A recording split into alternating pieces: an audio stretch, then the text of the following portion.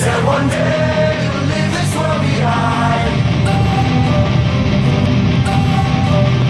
So live a life you will remember. Don't wanna sleep in, cause I got something to prove. I gotta take what I hate and finally make a move. I think of you and all the shit you don't do. Well, I'ma make hella sure that I don't become you. I have no regrets, yeah, I'll tie up my chest. I'll never forget what it's like to be in debt. Been stabbed in the back bed, I'll show you what happens. Pass me the mic and I'll show you with action. I feel this pain, you already know. Turn that to gains, let my money show. I've got these things that I can't let go. Watch me turn this life into something that you can never own. I feel this pain, you already know. Turn that to gains, let my money show. I've got these things that I can't let go. Watch me turn this life into something that you can never own. So fight and die for the things you know you love. Do what you think is right and see life do what you want. So fight and die for the things you know you love. Do what you think is right and see life do what you want. So give me all the scars, I'm a human being. Cover them with tattoos so you can't see. Knew it from the start, you had problems with me and the things I could be. I just wish I had. Alright guys, good morning. Time check 8:57 at today September 20, 2025. At tayo andito sa Ortigas Avenue, papasok ng EDSA. Uy, traffic sa baba. May swimming pool pala doon. Olympic size. At tayo'y pupunta sa Caloocan. For today's vlog, long-term review ng ating Kawasaki Dominar 400. So, this is a 2022 model. 3 taon ko na po siyang gamit.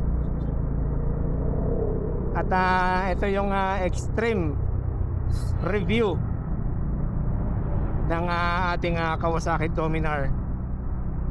So malayo-layo nang napuntahan nito. Nakarating na ito ng Sagada, sa Tabaco, nakauwi na ng Camarines Norte, Camarines Sur.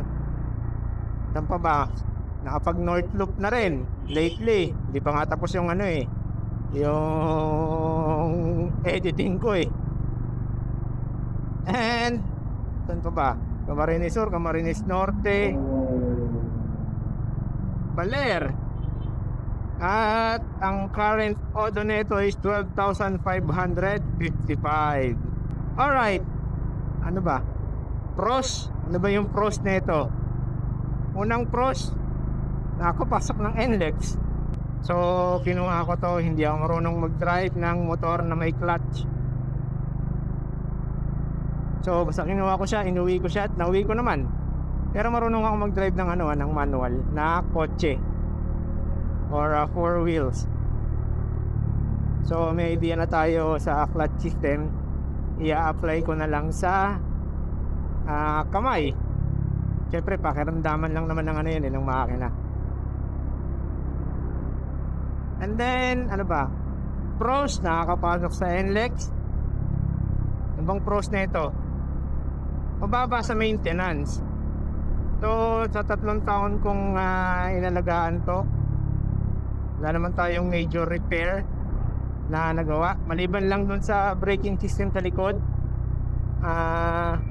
Nagpalit na tayo ng ng parang master niya dahil hindi na nagtutulak ng maayos, nagkakaroon na lagi ng singaw. So ang ni Master Edjo is yun na nga, palitan na lang kasi parang nakailang bleed na kami paulit-ulit. So maliban doon wala na, change oil na lang, linis ng kadena. Siyempre gasolina, hindi ka naman naandar eh. At sa 3 years, sa 12,500, nakapalit na rin tayo ng brake caliper sa likod. Sa harap, hindi pa medyo makapal pa. Ano pa ba?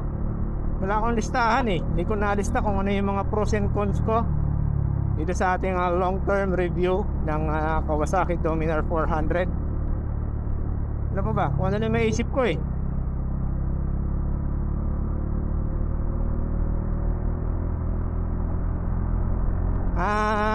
siguro yung modification niya, marami akong nakikitang nagmo-modify nito Pero yung lang yung mga headlight, pwede mong gawing scrambler. Tulad nito, pwedeng gawing adventure touring. Kasi itong setup natin is naka-adventure touring na to Dahil gusto natin yung upright position at hindi yung yung naka-attack position. Medyo nasubukan na namin yun nung hindi pa tayo nakakapag pa-adjust nung handlebar riser. So yun, nagkaroon po tayo ng back spasm. Ang biyahe namin nun is lang, Batangas, SLEX, SLEX, tapos saan tayo nun? Okay, sunod sa SLEX, tapos labasan namin is Batangas. Tapos nung kami sa baba ng Batangas sa Taal, dumaan at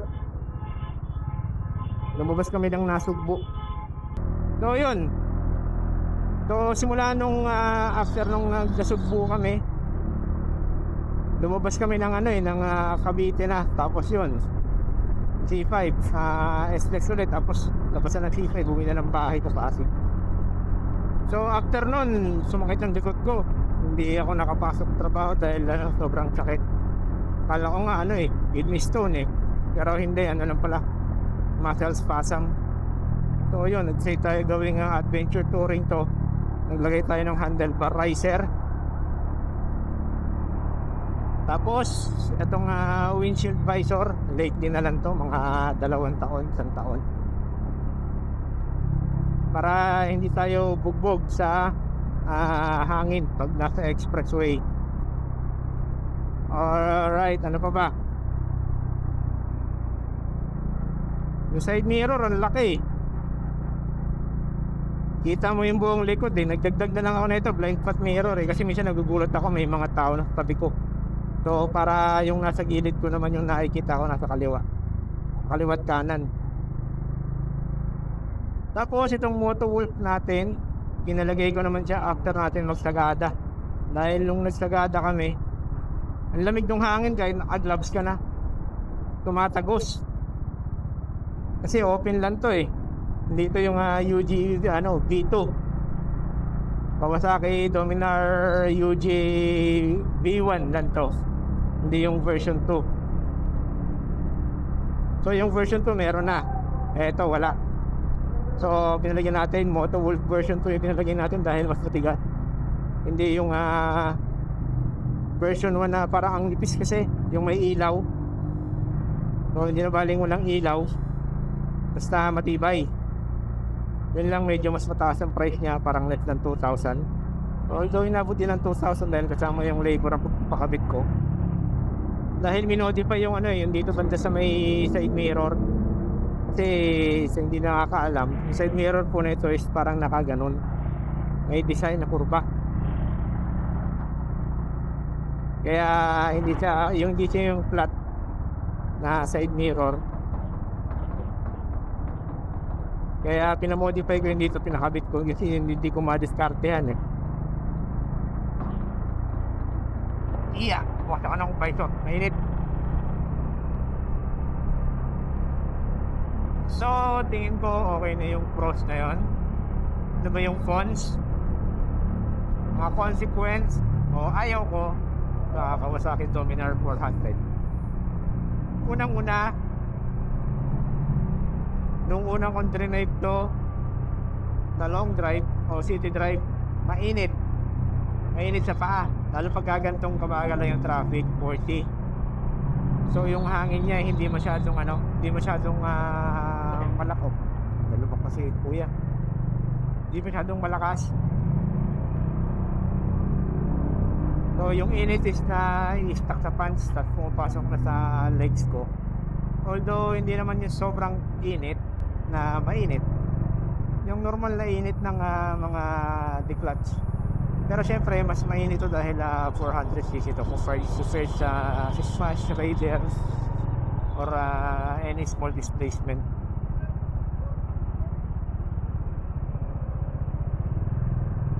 Pangalawang cons siguro yung yung vibration, lalo na pagka mga gantong low RPM, medyo ma-vibrate sa kamay. Dami tao tatagal sa sa Cubao. So kung mapapansin nyo, lagay tayo ng grip puppy dito. Itong grip puppy na to medyo pricey dahil original, hindi siya yung basta-basta na bubulok pag nababasa. So grip puppy mga nasa 2,000, so kasama na yung installation dito sa may malapit sa Quirino Memorial Hospital, Quirino Memorial Medical Center.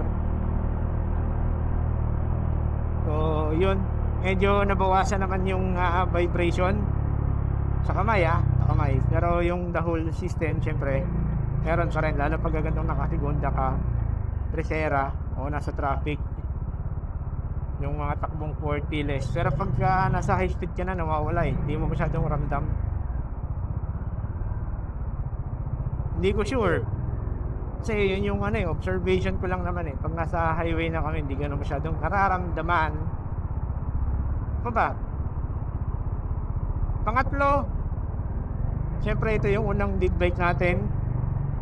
Nagtitimbang ito ng 195 kilograms ng as is, wala yung mga accessories.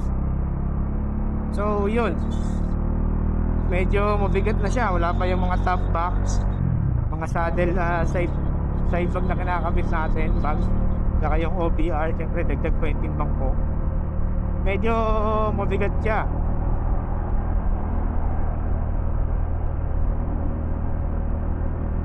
Siyempre hindi naman tayo sanay sa mga gantong bigat na motor. So natumba na to isang beses sa akin, tapos isang beses sa tropa ko. Pero yung tumbang lang tumbang hindi yung tumbang umaandar. Yung mga tumbang paliko, yan yung biglang hard left, hard turn dahil nawawala sa balancing. Hindi, pagka unang big bike ko pa lang medyo mangangapa ka pa. So naging malaking tulong yung crash guard na ito nasa baba. So yung bumbuhat, siya lang yung nagkakagasgas. Pero lang, mga sobrang nipis lang, mga siguro 2-3 mm lang, yun lang. And pangilan na ba ako? Pangilan na ako, Mikey? Pangatlo. Pangatlo. Ano yung pang-apat natin?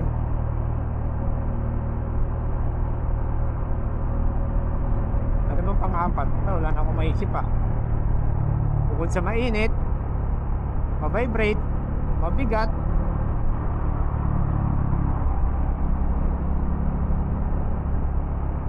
tingin ko wala na wala na akong ibang naobserbahan dito na hindi ko gusto. Siguro yung pag traffic medyo mahirap isingit kasi maliit yung niya, turning radius, saka mas mahaba. Siyempre dagdag pa yung bigat. So siyempre pag singitan dahil sa EDSA, dati bumabiyahe ako from North Caloocan to Pasig. So inaabot po ako ng 2 oras dahil sa rush hour. Mapa EDSA o C5 man ang daan ko, parehas lang. Medyo mas mabilis sa EDSA kasi mas malaki yung kalsada.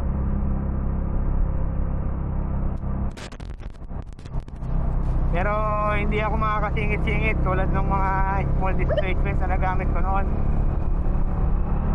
Hindi naman kabigatan yung mga nagagamit. Nagpabigat din yung nagamit ko dati na motor na matagal sa akin yung Suzuki Hayate. Yun, mga nasa 100 kilos din yun. Pero yun, nakakasingit-singit ako, nadadala ko eh. Eh ito, medyo mahirap. Kahit sabihin mong naka ano ka pa noon, hindi pa ano to, adventure touring design. Talagang medyo ano talaga, mahirap itingit. Kaya kailangan ko ng additional visibility at nagkabit ako ng blind spot mirror. Ano ba? Pang-4, pang-5. Wala na eh. Wala na akong naisip. Siguro yung upuan. Kasi hindi tulad to ng ano eh, ng adventure, ng ibang motor na nagamit ko na malalapad. Saka nakakagalaw-galaw ka. So kasi yung position mo, steady lang eh. So nung nag-north loop kami, yung mga third day, fourth day, medyo nagmamanhid na yung binsi ko dahil pag mahaba yung biyahe, isa lang yung position mo. Hindi ka nakakapag-tread. Tsaka si Mikey lagi nagre-reklamo yung ano eh, yung position niya rin, hindi siya nakakagalaw-galaw. Pag mahaba yung biyahe, so every hour, kailangan namin mag-stretch. Para hindi naman para mag-circulate yung dugo namin. Lalo sa lower extremity. Pagka yung nung mahaba yung biyahe, medyo nakakaramdam na ako ng ano, nung parang may pamamanhid, may tusok-tusok, o baka kulang na sa vitamin B complex.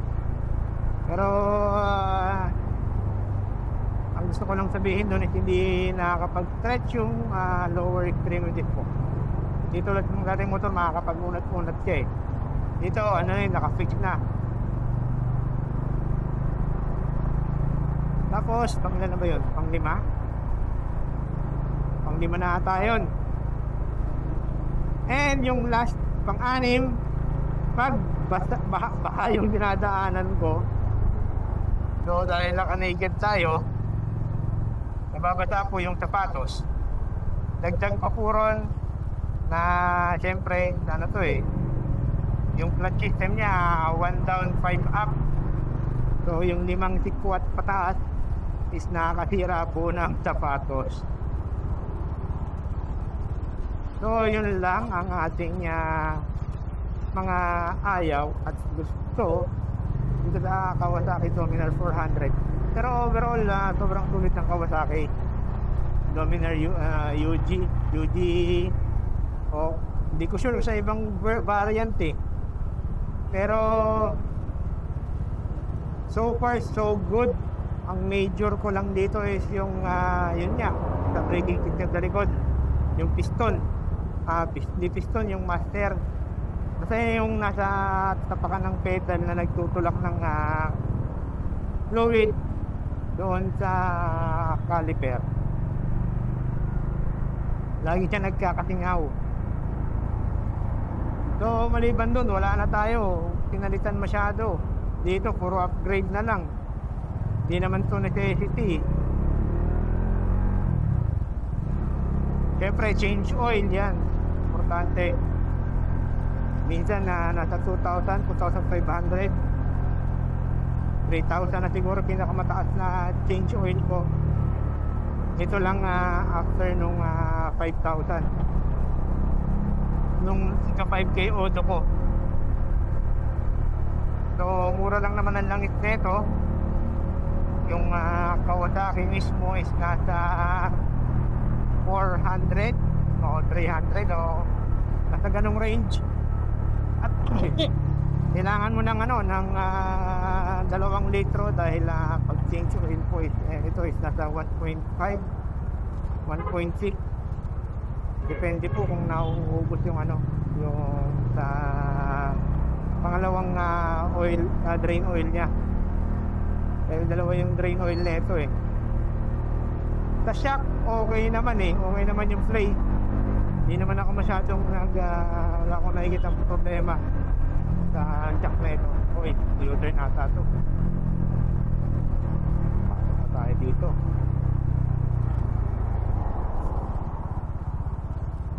Baka tayo yung mahuli.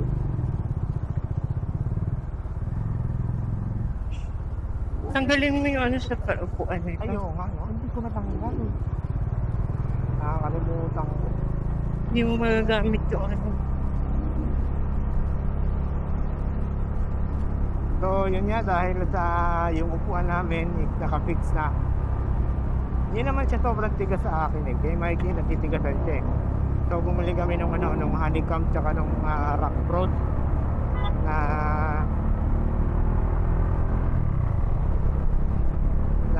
papatong sa upuan para lang maging komportable kami sa biyahe namin lalo na pag mahahaba.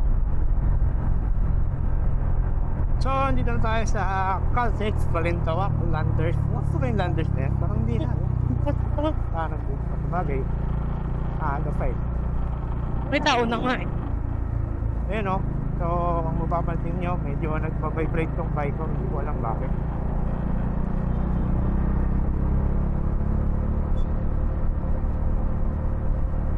Naputol kasi yung nandito sa kabila eh. Yung bracket niya. Siguro dahil sa sumasalo nung hangin. Yung bigat. Tapos nung una eh, dito sa kaliwa eh. Napapatungan ko kasi ng Insta350 H3 dati nung wala pa to. So nabasag. Kapapalit lang natin baka hindi pa masyadong mahigpit yung mga bolts niya. Hindi masyadong rapat. So yun lang. Ito lang sa monumento banda Cloverleaf, Balintawak. Maraming salamat. At abangan nyo sunod-sunod na video. Hanggang sa muli.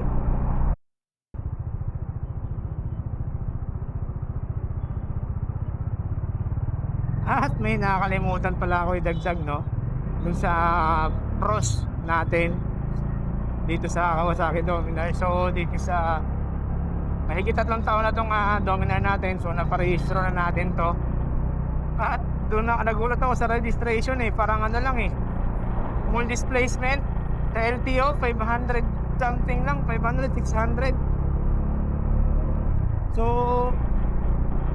hindi ko sure kung mali ba yung LTO sa pag-compute, pagbigay, or yun talaga yung LTO registration niya. Siyempre wala pa doon yung emission emission pare-pares lang naman yan eh. Nasa 500, 600 lang naman yan.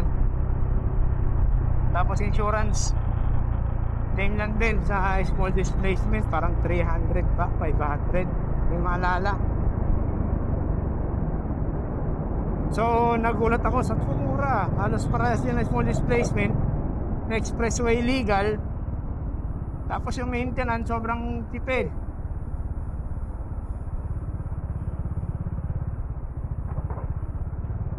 So yun, nakakalimutan ko lang, dinagdag ko lang. Nakalagpas tayo ng Balintawak Cloverleaf. Tayo sa bagong barrio. Alright, yun lang ulit. Maraming salamat at antayin nyo yung ating susunod na video.